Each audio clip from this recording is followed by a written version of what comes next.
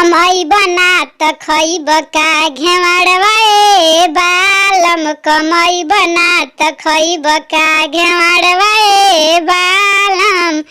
इहो घेवड़वा हमारा सासू के बोआवल इहो घेवड़वा हमारा सासू के बोआवल। अरे तुरला पकोरी है झगड़वा ए बालम कमाई बना त खइब का घेवड़वा ए बालम कमाई बना त खइब का।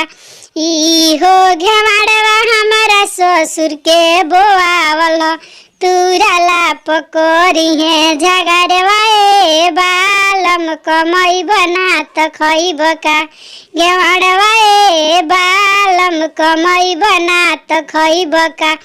इहो घेवड़वा हमारा गोतिन के लगावल तुरला पकोरी है झगड़वा ए बालम कमाई बना त खइब का घेवड़वा ए बालम कमाई बना त खइब का।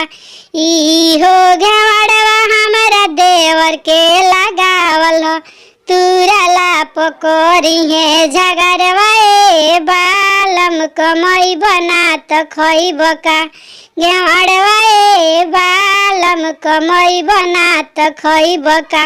इहो घेवड़वा हमारा ननद के बोआवल तुरला पकोरी है झगड़वा ए बालम कमाई बना त खइब का घेवड़वा ए बालम कमाई बना त खइब का घेवड़वा ए बालम।